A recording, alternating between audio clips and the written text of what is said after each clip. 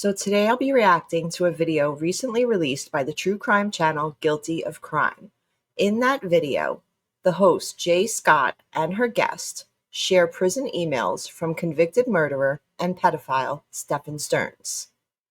If you're not familiar with this case, Sterns was found guilty in connection with the horrific abuse and death of 13-year-old Madeline Soto.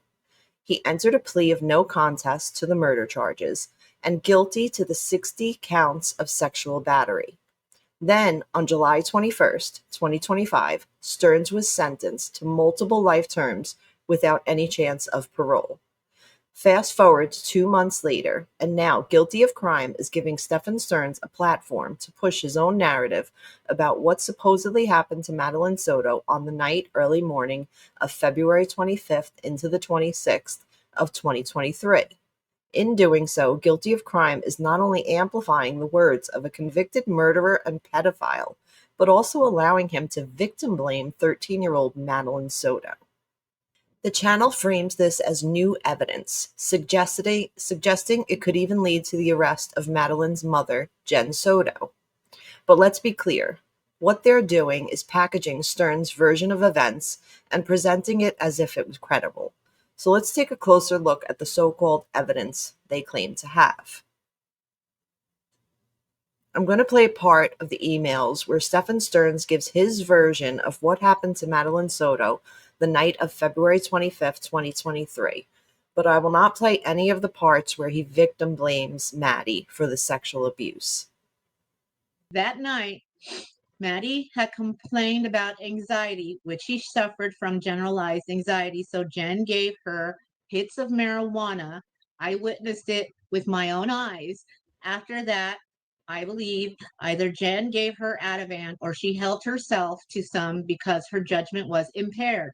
I found my own bottle with the lid sitting loosely on the bottle, not screwed on, which is not how I ever leave my pill bottles. In addition, because she had the munchies and begged me for snacks, I allowed her to overindulge and fill up on junk food right before she went to sleep. The overfull stomach must have sent the food back up, and the combination of substances must have rendered her incapable of waking up and reacting to it, and that's it.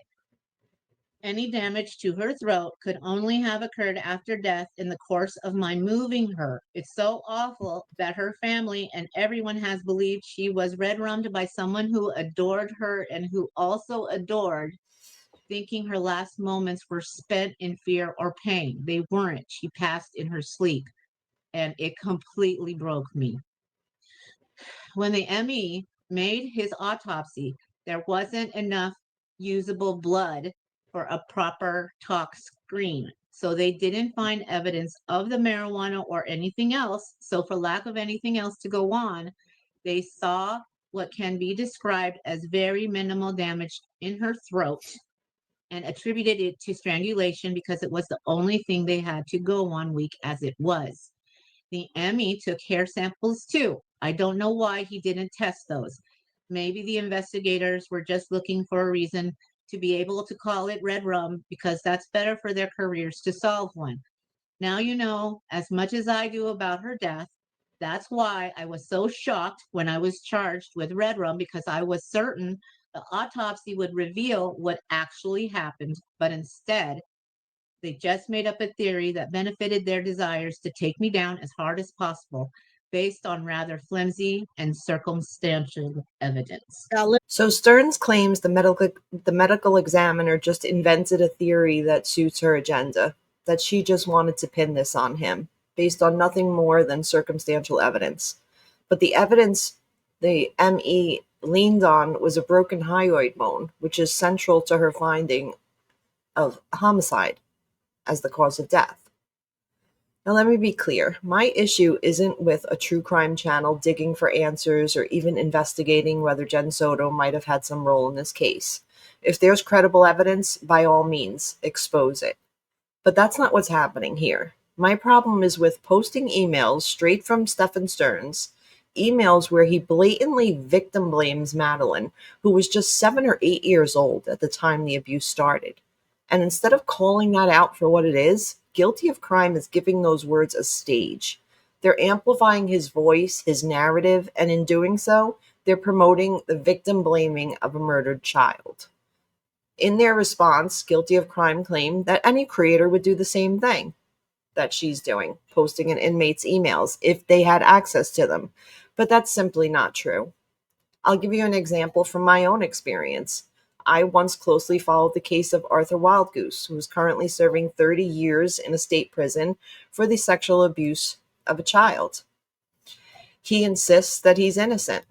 In fact, I've personally received jail mail from him, prison emails from him, where he wrote about his case and how he believes he was wrongfully convicted and that the child is lying. But here's the difference. I chose not to share those emails publicly. Why?